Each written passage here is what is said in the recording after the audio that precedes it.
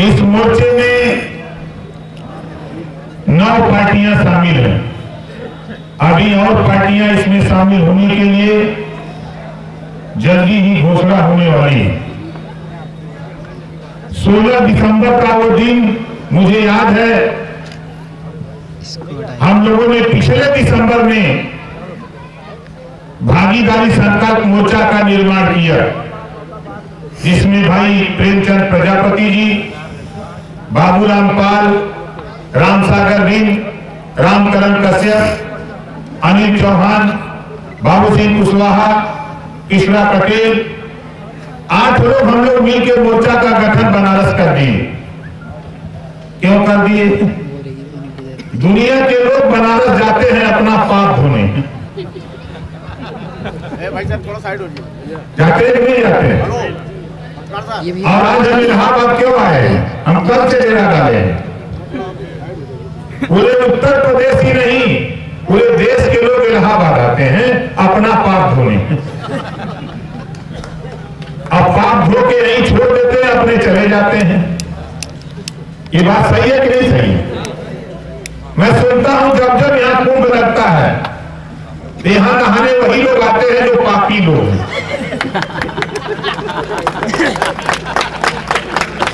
एक फिल्म निकली थी राम तेरी गंगा मेरी, मैं उसी के फिल्म के परिप्रेक्ष्य में बोल रहा हूं।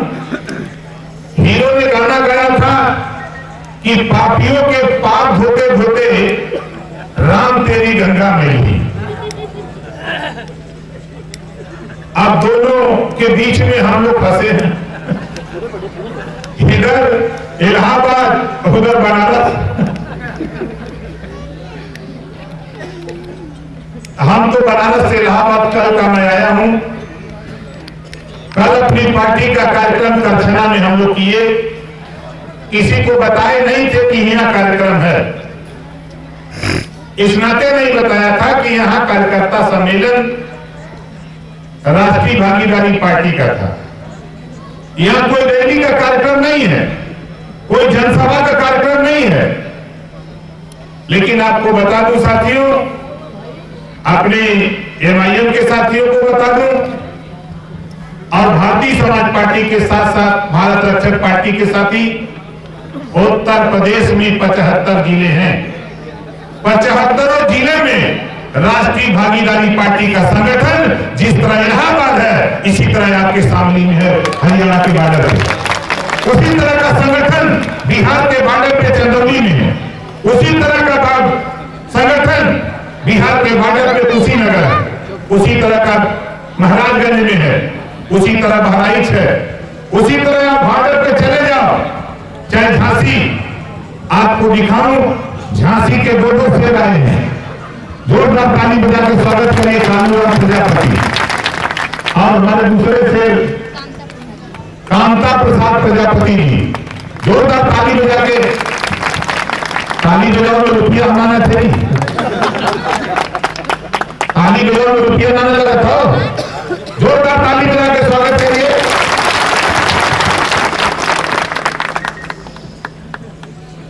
और भारतीय समाज पार्टी के विषय में आप लोग जानते थे, हम 18 साल से एक एक वोट जोड़ के खड़ा किए। हम 75 जिले में जो स्थिति पैदा है, एक खेल हम लोग शुरू किए। पिछले 16 दिसंबर को हमारे बड़े भाई माननीय असदुद्दीन ओवैसी जी हैदराबाद से चल के लखनऊ आए। किसी को खबर हमने नहीं दिया था, ना तो मीडिया को खबर थी, ना किसी नेता को खबर थी। सिर्फ जानकारी दो नेता को थी, ओवैसी जी को और ओम प्रकाश राजभर को। वो हैदराबाद से लखनऊ आने की खबर उनको थी और ओम प्रकाश राजभर को। जब 9:30 बजे मैं अपने घर से निकला तो मैंने अपने छोटे वाले बेटे को और उनको कहा कि जरा ट्वीट करो कि एक T11 होटल है, उसमें ओम प्रकाश राजभर जी और ओवैसी जी का मिलन होने जा रहा है। और ट्वीट होते ही इस कड़ाके के ठंड में पूरे उत्तर प्रदेश में आग लग गई। आपने देखा होगा 8 दिन लगातार जलता रहा टेलीविजन, जो कल तक हमारा आपका नाम लेने वाला नहीं था। चाहे एबीपी हो, चाहे आज तक हो, चाहे R9 हो, जितने भी राष्ट्रीय चैनल थे, सभी चैनलों पे एक ही आवाज चल रही थी कि ओम प्रकाश राजभर और ओवैसी जी का मिलन उत्तर प्रदेश की सियासत में भूचाल लाने वाला है। बताओ सही है कि गलत है? हम लोग खाली भीतर बतिया के भीतर रह गए, बाहर खत्म हो गई। अब उसके बाद थोड़ा ठंडाने लगा, हमने कहा कि फिर गर्मी ले आते।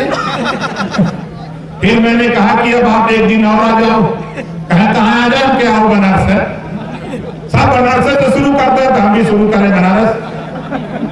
बनारस बुला ली। 12 तारीख को जब वो बनारस एयरपोर्ट पर उतर रहे, संजोग देखिए साथी, राष्ट्रीय भागीदारी पार्टी के लोगों गौर से सोचो, 1 घंटा पहले ओवैसी जी का हेलीकॉप्टर वहां उतर रहा है और 1 घंटे बाद अखिलेश जी का हेलीकॉप्टर आ रहा है। और टीवी वालों को बड़ा मजा आ रहा था उस दिन। मतलब पहली बार एयरपोर्ट से लाइव हो रहा था, एबीपी पे, ईटीवी पर, सारे चैनलों पर। एयरपोर्ट पर आपको बता दूं, अपने जीवन में इतनी बड़ी भीड़ मैंने एयरपोर्ट पर कभी नहीं देखा था। मीडिया के लोगों ने भी कहा कि आजादी के बाद पहली बार एयरपोर्ट पर इतनी बड़ी भीड़। उस पूरी भीड़ में जहां 500 गाड़ियां लगी हो अपने नेता ओवैसी जी को देखने के लिए, हजारों गाड़ियां रोड पे रही हो। उस एयरपोर्ट पर 50 गाड़ी आप लोग साइड हटिए, अखिलेश जी का इंतजार कर रही थी। अब आप समझ लीजिए, मात्र 50 गाड़ी। हमारे बनारस के पूर्व विधायक माननीय सुरेंद्र सिंह जी हमारे बहुत बड़ा मित्र हैं, वो देखे तो आए, हमसे मिले, कहे महाराज आज तो हम लोगों का हवा निकाल देते। हम कहे भैया हम तो अपनी हवा बना रहे हैं, अब आपकी हवा निकल रही है तो हम क्या करें। और एयरपोर्ट पर साथियों आपको बता दूं, जहां हजारों हजार का जलसा ओम प्रकाश राजभर ओवैसी के पीछे दीवाना था, वहीं 250 के आसपास अखिलेश जी के लोग दीवाने थे, 250। अब वो अपनी औकात देख लें। यही मुसलमान भाई बाजा बजाता है, पहलवा बाजा बजाते थे दूसरे का। बहारों फूल बरसाओ तेरा महबूब आया, ये बाजा बजाते थे कि बहारों फूल बरसाओ तेरा महबूब आया है। मैंने ओवैसी जी से कहा कि यार आपकी बिरादरी के लोग दूसरे का बाजा बजाते हैं, हम चाहते हैं कि हमारे साथ खाली आप खड़े हो जाओ, तेरा समाज तेरा बाजा बजाने लगेगा। ऐसा हो सकता है? हमने बिल्कुल हो सकता है। और 12 तारीख की घटना साथी उत्तर प्रदेश की राजनीति में अच्छे अच्छे बड़े नेताओं को दीवा स्वप्न होने लगा। ये क्या हो गया? मैं साथ में था, मैं खुद आश्चर्यचकित था। किधर जा रहे हैं लोग, कहां जा रहे हैं पता ही नहीं। नेता जा रहा है दिल्ली की तरफ, जनता जा रही है बिहार की तरफ। इतना लगता बता तो रहा हूं कि कम से कम लाखों नौजवान अपनी मोटरसाइकिल पे झंडा लेकर के एक नारा में सुनता था, देखो देखो कौन आया है, शेर आया है, शेर आया है। यही नारा पूरे बनारस जिले में लग रहा था। फिर कारवां थोड़ा आगे, हमने कहा बढ़ाओ भाई थोड़ा स्पीड। स्पीड बढ़ी, जब हम लोग पहुंचे कहां, तो जौनपुर, तो पता लगा कि और हालत खराब। उसके बाद जब आजमगढ़ एंट्री किए तो एसपी महोदय का फोन आया कि राजभर जी किसी तरह इनको लेके चले जाओ, हम लोगों के बस का नहीं है कि हम लोग संभाल पाए। ये 12 तारीख अभी जो बीता है, 12 जनवरी की घटना है, और 12 तारीख से लेके आज 25 तारीख तक है।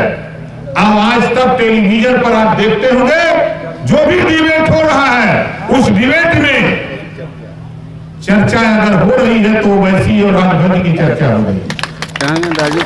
क्यों? हम लोग क्या चाहते हैं? भैया हेलो, ये बीजेपी के लोग सोचते थे कि ओम प्रकाश राजभर इस्तीफा दे के गए तो खत्म। अरे यार, ये ओम प्रकाश राजभर, हम वो शख्सियत हैं कि बड़े बड़े पहलवानों को हम पटक के चढ़ बैठते हैं, पता नहीं लगता कैसे पटक दिए। हमारा भी साफ सुथरी बात है कि देखो, मोहम्मद साहब ने कहा है बेकस, लाचार, कमजोर, मजलूम लोगों की मदद करनी चाहिए।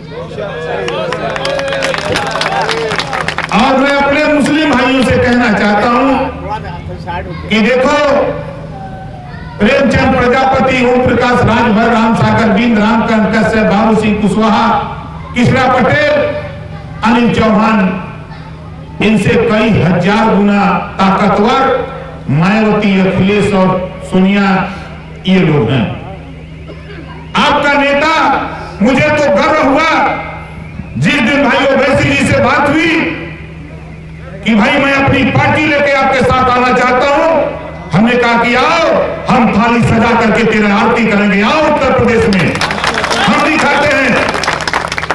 आप अगर 10 लोग रहोगे तो 1000 हम हिंदू भाई के साथ तेरे साथ आगे आगे चलेंगे, खाली आप पीछे पीछे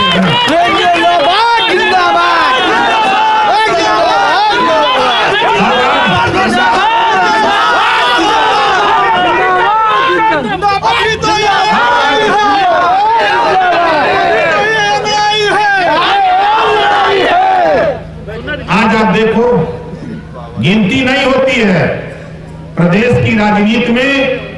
जब नाम लीजिए प्रजापति का तो कहां रहा कहने वाले लोगों, अभी तो ये झांकी है, अभी इलाहाबाद झांकी है, पूरा उत्तर प्रदेश अभी बाकी है। अभी तो ये खाली एक कामाहन पे प्रेमचंद जी के आए हैं लोग। जिस दिन 9 पार्टियों के लोग आएंगे तो बताओ कहीं जगह मिलेगी? नहीं मिलेगी। और जिस दिन हम रैली करने निकलेंगे, यही आए हुए लोग, हर व्यक्ति के पास वो कुवत है हमारे कार्यकर्ता के कि जिस तरह भी राम गोविंद जी आ रहे थे तो उनके पीछे कारवां आ रहा था, उसी तरह हमारे सभी नेताओं के पीछे इसी तरह का कारवां निकल करके आना शुरू हो जाएगा। आ जाएगा, बिल्कुल आएगा। और आज साथी कार्यकर्ता सम्मेलन में मैं आपसे कहना चाहता हूं, देखो ये संगठन क्यों बनाया जाता है? किसी काम को संगठित होकर करने के लिए संगठन को बनाया जाता है, किसी लक्ष्य की प्राप्ति के लिए संगठन तैयार किया जाता है। हमारा लक्ष्य क्या है? भागीदारी संकल्प मोर्चा का उद्देश्य क्या है? प्रेमचंद प्रजापति जी, बाबू सिंह कुशवाहा, कृष्णा पटेल, क्या उद्देश्य क्या है? हम लोग बहुत साफ साफ चाहते हैं, फैसला देने वाले जजमानी को उत्तर प्रदेश में ही नहीं पूरे देश में बाबा साहब डॉक्टर अम्बेडकर जी ने हमको आपको एक पावर दिया है। वो पावर है वोट का, वो पावर है वोट का। इसी वोट से उत्तर प्रदेश में देश में सरकार बनती है और इसी वोट से उत्तर प्रदेश और देश में सरकार गिरती है। ये पावर हमारे आपके पास है। बाबा साहब डॉक्टर अम्बेडकर जी ने जब ये वोट का पावर आपको दिया तो बाबा साहब डॉक्टर अम्बेडकर जी ने ये सोच के दिया कि जिस दिन ये हमारा समाज, वंचित समाज, गरीब, कमजोर, मजदूर, जिस दिन ये चेत लेगा, वोट की कीमत पहचान लेगा, उसी दिन अपने बेटे को डॉक्टर, मास्टर, इंजीनियर, कलेक्टर बनाना शुरू कर देगा। लेकिन अभी तक हम क्या करते हैं? हम हवा में जाते हैं। कहे जमापारी मायावती जी का हवा ठीक है, वो कहे बात कहे जमापारी अखिलेश जी का ठीक है, कहे अब कहा जमापारी मोदी जी का ठीक है। तो ठीक तो सबका करत हुआ और सब लोग तू लोग का बे ठीक कही जा हवा बड़ी तगड़ा मोदी जी का रहल। अब निकले हवा देखा कैसे जाना? मोदी जी ने कहा आए देश के लोगों मेरी सरकार बनाओ, हम सरकार बनते ही तेरा खाता खुलवा दूंगा, 15-20 लाख तो दे ही दूंगा। 15 लाख दे रहे हैं, 15 लाख। अब तो हमको लगता है कि 6 साल के ऊपर हो गए, खाता तो खुल ही गया है। जितने लोग आए हैं इसमें से हमको लगता है कम से कम 60% लोगों का खाता तो खुला ही है। खाता खुला है, 15 लाख तो नहीं आया तेरा, लेकिन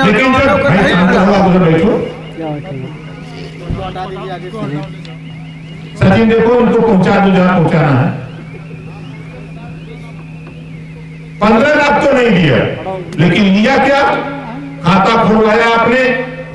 जब आपने पासबुक लेने आप गए तो 500 रुपया हर खातेदार से लिया गया कि नहीं? बताओ, हमारी मां बहने 500 लिया गया ना? 15 लाख नहीं है तेरे खाते में, लेकिन तेरा 500 रुपया 500 करके कई अरब रुपया तेरा लूट लिया मोदी जी ने। ये बात सही है, लूट लिया तेरा मोदी जी ने, लेकिन तुझे पता नहीं लगा। मोदी जी ने कहा आए नौजवानों, आओ मेरी सरकार बनाओ, 2 करोड़ नौकरी दूंगा।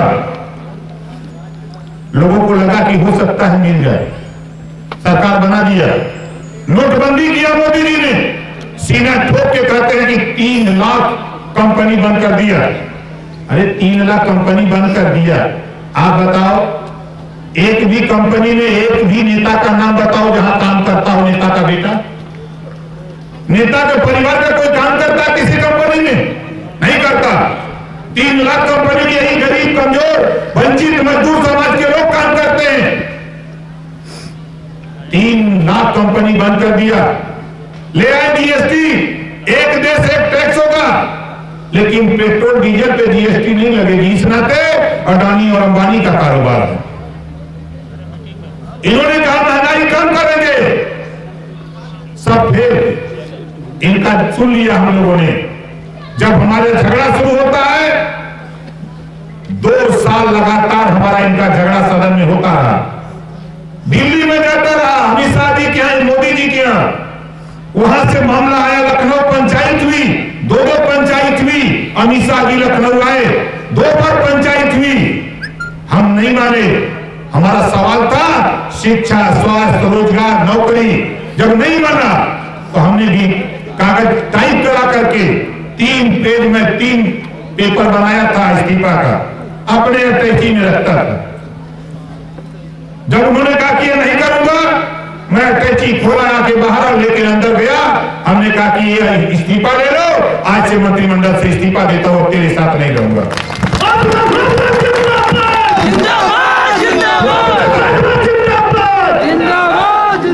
मैं छोड़ के चला आया तो लोग सोचे कि अब खत्म, लेकिन अब क्या हो गया, अब पसीना छूट रहा है। अब एक कानून 22 में बनाना है, 22 में सरकार बनानी है। आप बताओ, ये देश में अमीरन का वोट ज्यादा हो कि गरीबन का? गरीबन का। कितना लोगों के मालूम, मुझे हाथ उठावा कि गरीबन का ज्यादा, गरीबन का ज्यादा है। तो जब वोट गरीबन का ज्यादा हो तो सरकार भी तो गरीबन का होनी चाहिए। यस। आज से नारा, वोट हमारा और राज तुम्हारा। नहीं चलेगा। वोट हमारा, राज तुम्हारा। अब नहीं चलेगा, नहीं चलेगा, बहुत हो गया। जब वोट हमारे पास है तो राज भी हमारा होना चाहिए। इसी बात को लेकर हम लोगों ने जब समाज में घूमा, सर्वे ऑफ इंडिया की रिपोर्ट आई, मैंने पढ़ा भी, 60% लोग अशिक्षित।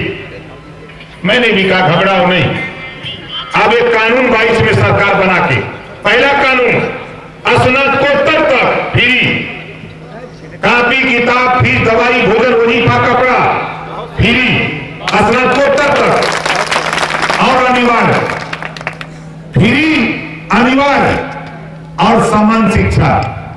जो पाठ्यक्रम प्राइवेट स्कूल में है वही पाठ्यक्रम सरकारी स्कूल में लागू करने का कानून उत्तर प्रदेश में। चौथा, जेकर लड़का लड़की पढ़े न जाई वो करे माँ बाप को जेल भिजवाई। बोला ये बात से कितना लोग सहमत हुआ? सही रही है? बिल्कुल। जहां दरोगा जी से पिटवोली इलाहाबाद में बीज नहीं थे, तब सारा काम बंद करके नहवा धुआ के पहले जाके स्कूले ले जाके पहुंचा के मास्टर साहब से कहिए कि देखा हम पहुंचा देते।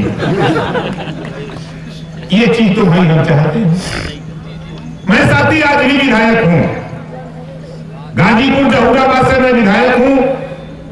विधानसभा के अंदर मुख्यमंत्री को कहना पड़ा, गरीबों के इलाज के लिए मैंने अपनी विधानसभा में 3,62,77,000 रुपया 18 महीने में दिया था। अपनी विधानसभा में 3,62,77,000 अपनी विधानसभा में मैंने दिया। आज 3.25 साल हो गया, लगभग 6 करोड़ अपनी विधानसभा में। अगर किसी को ऑपरेशन इलाज कराने के लिए डॉक्टर ने एस्टीमेट बनवाया, एस्टीमेट डॉक्टर से बनवाया कि हमको 12 लाख लगेगा, किसी ने 20 लाख, किसी ने 15 लाख, किसी ने 4 लाख, कोई 2 लाख, कोई 50,000, तो ओम प्रकाश राजभर 10 दिन के अंदर उसके हॉस्पिटल पैसा पहुंचवा दिया। 10 दिन के अंदर। ये आए हुए लोगों मैं आपसे पूछना चाहता हूं, आप बताओ, आपके क्षेत्र का विधायक, क्या आपके इलाके में, क्या आपको जानकारी में किसी को 10,000 रुपया इलाज के लिए दिलवाया? नहीं दिलवाया। तो मेरे दिमाग में बात है, रुपया तो पड़ा है लखनऊ, रुपया लखनऊ में है, लेकिन जो विधायक है वो काम नहीं करते हैं। इस नाते कानून उत्तर प्रदेश में एक कानून 22 में सरकार बनाई जाए और कानून बना दिया जाए कि कोई भी गरीब किसी जाति धर्म का हो, अगर वो बीमार है, इलाज चाहे प्राइवेट में करावे चाहे सरकारी में, जितना रुपया लगेगा उतना रुपया सरकार अपने खाते से देगी। बताओ ये कानून बने कि ना बने? कितने लोग चाहते हो कि कानून बने? सब लोग चाहते हो। ये बात की चर्चा करता साथी आपको गांव में करने के लिए बता रहा हूं, कहीं भी जाओ ये बात की चर्चा गांव में करो। तीसरा कानून हम उत्तर प्रदेश में 22 में सरकार बना के बनाना चाहते हैं। अभी आप टेलीविजन पे, अखबारों में, सोशल मीडिया पे देखा है आपने, 1,000, 1,200 करोड़, 800 करोड़, 2,000 करोड़ रुपया ले लेके भाग गए गुजराती, एक गुजराती। जानकारी है कि नहीं जानकारी है? एक गुजराती 1,000 करोड़ लेके भाग गया तेरे देश का पैसा। और मोदी जी ने क्या किया? 50 गुजरातियों का खरबों रुपया माफ कर दिया। वोट देना यूपी, वोट देना कर्जा माफ हो रहा गुजरातियों का। वाह भाई वाह, हम लोग खाली वोट देने का ठेकेदार ही। घबरा मत, 22 में सरकार बनेगी और गरीबों तेरे हित में हम लोगों ने, मोर्चे के लोगों ने फैसला लिया है कि तेरे घर में गर्मी में जो पंखा चलाते हो, अपने घर में ट्यूबलाइट और बल्ब जलाते हो, जिस दिन 22 में सरकार बनी, सरकार बना के 5 साल लगातार तेरे घरेलू बिजली का बिल माफ कर दिया जाएगा। ये कानून उत्तर प्रदेश में हम बनाने के लिए आए। बताओ, ये कानून बने तो गरीबों का हित होगा कि नहीं होगा? एक नंबर। अब चौथा कानून सुनो। मोदी जी बेचारे कहते हैं कि हम देश बिकने नहीं देंगे। वो लोग कहां तक नहीं कहते, देश बिकने नहीं दूंगा। रेलवे बेच दिया, बैंक बेच दिया, LIC बेच दिया, BSNL बेच दिया, सबसे ज्यादा कोयले की खदान बेच दिया। अब BCCL जो देश को एक तरह से मलाई देने वाला विभाग, भारत को ऊपर ले जाने वाला विभाग, उसको भी बेचने जा रहे हैं। खैर बेचो, ये सब प्राइवेट में जा रहा है। इस नाते ओम प्रकाश राजभर ने पढ़ा, हमारा मोर्चा ने अध्ययन किया, ये सारे विभाग अगर प्राइवेट में ले जा रहे हैं तो हम प्राइवेट में भी आरक्षण की व्यवस्था करा करके मानेंगे। 22 में सरकार बना, चलो तुम प्राइवेट में लेके। ये कानून बताओ बनना चाहिए कि नहीं बनना चाहिए? हमारी माताएं बहनें बैठी हैं, 33% रिजर्वेशन लोकसभा में विचाराधीन।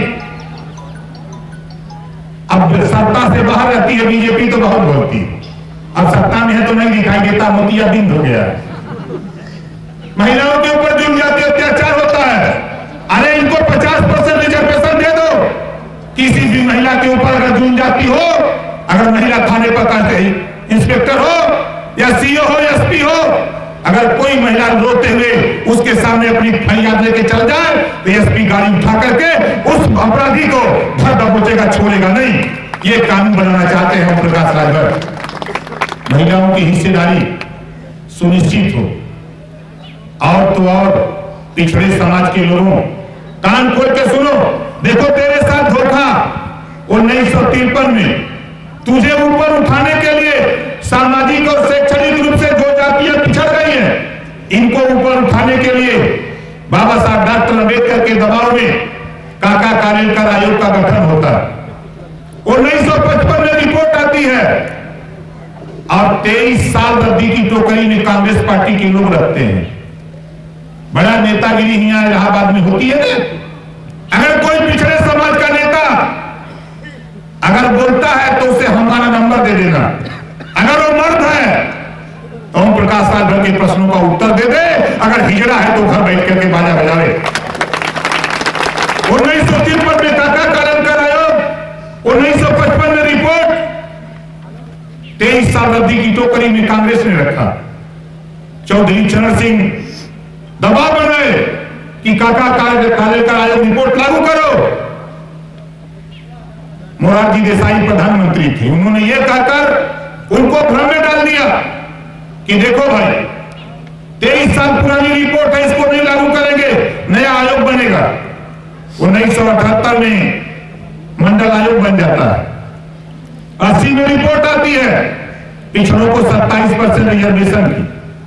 10 साल तक ये भी रद्दी की टोकरी में बीजेपी की सरकार, कांग्रेस की सरकार, जनता पार्टी की सरकार 10 साल ये भी रद्दी की टोकरी में रखे।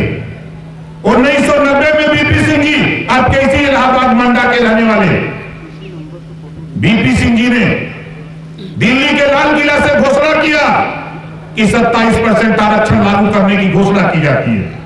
दिल्ली के लाल किला से घोषणा किया, विरोध चालू हो गया। कौन विरोध करता था? यही भाजपाई विरोध करते थे। यही भाजपाई, जब बीपी सिंह जी ने मंडल कमीशन लागू करने की बात किया, यही भाजपाई का मंडल उठा लिए थे। आडवाणी रथ निकाल दिया कि नहीं, लागू नहीं होने देंगे। उसके बाद साथियों होता क्या है, 1993 में बड़ा सुप्रीम कोर्ट के आदेश के बाद 1993 में 27% रिजर्वेशन लागू होता है। मात्र 2 सिफारिश, 22 सिफारिश है मंडल कमीशन की, 2 लागू होता है 2008 में आकर के उच्च शिक्षा में 2008 में लागू होता है। अब आगे क्या खेल देखो, 28 साल हो गया, 28 साल से पिछड़ों को रिजर्वेशन, और ये पिछड़े समाज के लोग आंख मूंद करके बीजेपी को वोट देते हैं। तेरा अगर सबसे बड़ा दुश्मन कोई है, यही बीजेपी और कांग्रेस है, दूसरा कोई दुश्मन नहीं है। इस नाते कहता हूं, उठा के कान खोल के सुनो पिछड़े समाज के लोगों, जब गरीब समाज को ना कोई आयोग, ना कोई आंदोलन, ना कोई धरना, ना कोई प्रदर्शन, जब 10% आरक्षण दे देते हैं 72 घंटे में, सुप्रीम कोर्ट का जो आदेश था, बैरियर था कि 50 से ज्यादा आरक्षण नहीं हो सकता, उस बैरियर को भी मोदी जी ने तोड़ दिया। बैरियर को तोड़ करके 10% दिया। ओम प्रकाश स्वागत करता है तेरा कि आपने दिया, हमको कोई दिक्कत नहीं, लेकिन पिछड़े समाज के लोगों जो बीजेपी को वोट देते हो, अगर मर्द हो तो जाके मोदी से कहो कि 27 को बढ़ा के 52 कर दे, तब मैं मानूंगा कि आप मर्द हो। ये हिस्सेदारी की लड़ाई है, हक की लड़ाई है। इसी बात को लेकर हमारा झगड़ा अमित शाह जी से, मोदी जी से था, योगी जी से था। सीना ठोक के कहा कि दुनिया तेरी की हजूरी करे, तेरा जूता की पॉलिश करे, लेकिन ओम प्रकाश राजभर तेरे सामने गर्दन नहीं कटा सकता। घबराओ नहीं, तुझे घमंड है तो हमको भी घमंड है, हमको भी घमंड है, और तेरा घमंड कोई नहीं चकनाचूर कर सकता। अगर चकनाचूर करेगा तो भागीदारी संकल्प मोर्चा 22 में उत्तर प्रदेश में सरकार बना के दिखाऊंगा। आज आप बताओ, यहां हम राष्ट्रीय भागीदारी पार्टी के हमारे साथी ज्यादा से ज्यादा लोग हैं कि नहीं है? यहां तो सुन लिए हमारे MIM के साथी की नेता आ रहे हैं, 3 लोग भी, कुछ लोग आ गए और किसी को बताया नहीं गया। जा रहे हो आप इलाहाबाद में जिस दिन ओम प्रकाश राजभर, बाबू सिंह कुशवाहा, ओवैसी जी, प्रेमचंद प्रजापति जी, रामसागर बिन, रामकरण कश्यप, अनिल चौहान, जिस दिन इनका ऐलान होगा, खाली परमिशन मिल जाए तो बता रहा हूं कि पूरे पूर्वांचल में आग लग जाएगी, खाली एक कार्यक्रम का परमिशन मिल जाए। मैं जानता हूं क्या होने वाला है, देख लेना। 22 में भागीदारी संकल्प मोर्चा की सरकार बनाऊंगा, और जो घमंड है, अहंकार है योगी जी को, अरे तब योगी महात्मा जाके मंदिर में घंटा बजता भाई, ये झूठा यहाँ कैसे लिया कर बैठा ही जला भर कैया सा, हमसे कल क्या करवा, हमके एक काम करूंगा 22 में, योगी जी 22 में तुझे वहां पहुंचाऊंगा जहां भीख मांगने की ट्रेनिंग दी जाती है। हम तो कहते चल आए, वही बदल लगते हैं। आप बताओ साथी, लड़ाई हम लोग सही लड़ रहे हैं कि नहीं लड़ रहे हैं? कितने लोगों को सही है, जरा हाथ उठाओ। सही है ना? आप अपने आसपास, अपने पड़ोस में ये बात बताओ, 75 जिले हैं, 1700 थाने हैं, और 1700 थाने में पिछड़े समाज के लोगों, जरा अपने आप पे, जो तेरे आप पे मोतियाबिंद है, उसको हटाओ, ऑपरेशन करा लो, और देखो तेरी हिस्सेदारी कहां है। तेरा नेता जो वहां बैठा है, वो तेरा नेता गुलाम है, गुलाम, लोडर। क्या है? लोडर। उसकी हिम्मत नहीं है कि मालिक के सामने कह दे कि 1700 थाने हैं, हमारी हिस्सेदारी दे दो, 75 जिले हैं, हमारी हिस्सेदारी दे दो, 18 कमिश्नरी हैं, हमारी हिस्सेदारी दे दो। औकात नहीं है वहां। 403 MLA उत्तर प्रदेश में, सदन के अंदर हमारी पार्टी से मात्र 4 MLA एक तरफ, 399 MLA एक तरफ होते थे, लेकिन सदन में भी ओम प्रकाश राजभर शेर की तरह खड़ा होकर के दहाड़ता था कि खबरदार, हिस्सेदारी की लड़ाई है।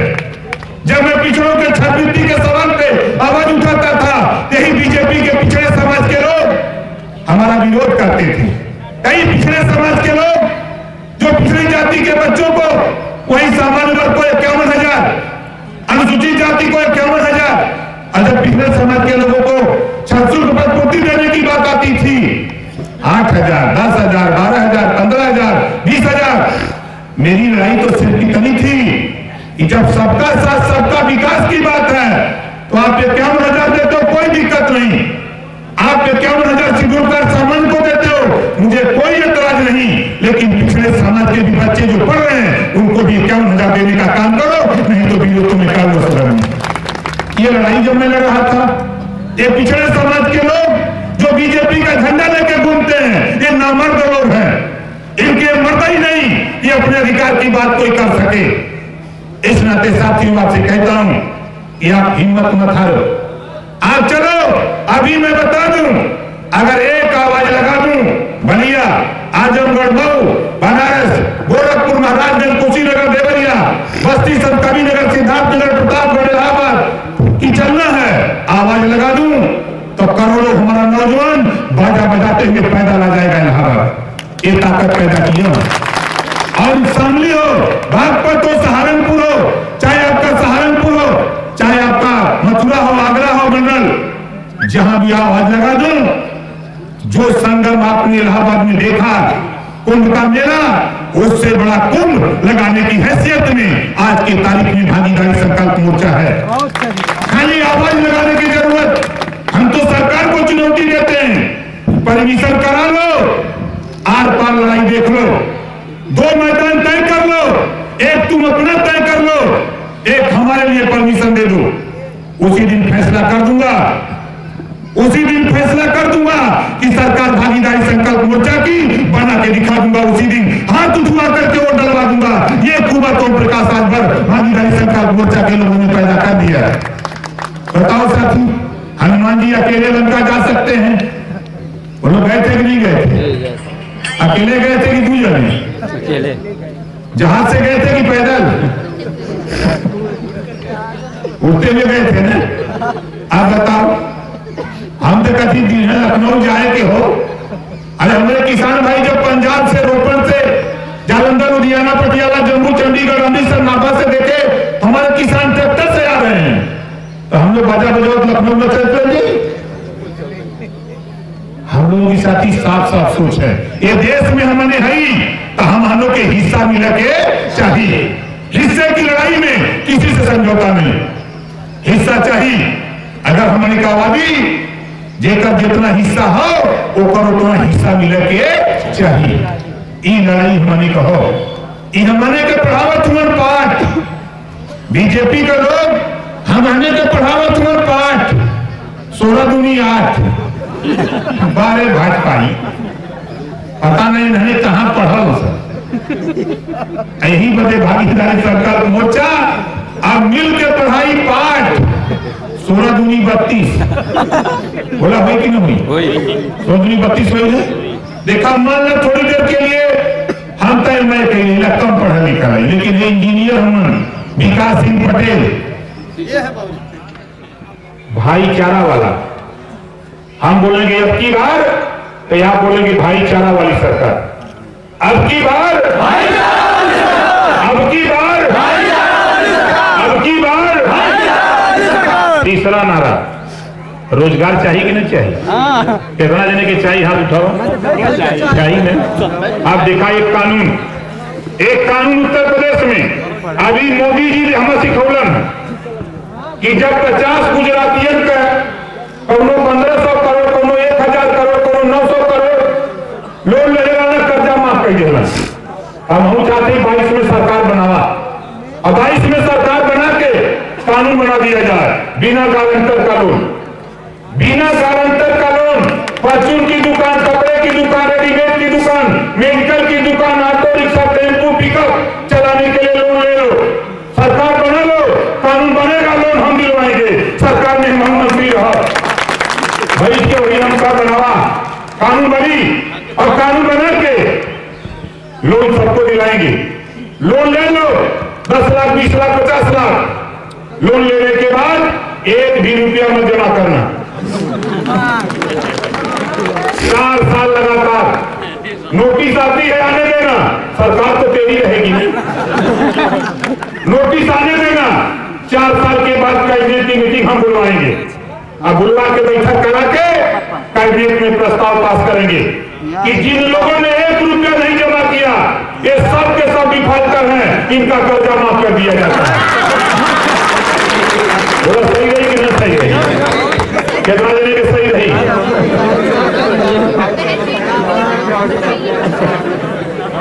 सही रहेगा ना? आज एक बड़े नारा हम बोलेंगे अब की बार, तो यहाँ बोलेंगे रोजगार वाली सरकार। क्यों बता रहा हूं साथी? मैं विभाग में था, मेरे पास वो विभाग था पिछड़ा वर्ग कल्याण विभाग, वित्त निगम उसमें अलग सेक्शन है, और वित्त निगम के पास 252 करोड़ कर्जा था। मैंने कोशिश किया, लेकिन 252 करोड़ रुपया केंद्र सरकार का कर्जा था। उसको मैं थावरचंद गहलोत से मिलकर माफ कराते हमको 2 साल लग गया, माफ करा दिया। जब मैंने मुहिम चलाना शुरू किया कि अब गरीब कमजोर लोगों को लोन दिलाना शुरू करूं, तब तक झगड़ा हो गया, इस्तीफा दे दिया। वित्त निगम है, उसका काम है कि जो बेरोजगार हैं उनको लोन दे करके उनको कारोबार कराने के लिए वित्त निगम बना है। वो वैसे चुपचाप मार के कोई तनख्वाह ले तुम अधिकारी, सरकार बनाओ, वहू से लाखों लोगों को हुआ से लोन दिलाई, और फिर लपट के वहू को कर्जा माफ कराए। तो कानून तो बनी सरकार रही अपन तो आगे नारा हम बोलेंगे अब की बार, तो यहाँ बोलेंगे रोजगार वाली सरकार। अब की बार रोजगार वाली सरकार। जोर नहीं आवा था, जाड़ा लगा था, बोले जाड़ा लगा था, एक जाड़ा ना लगा तो हाथ उठा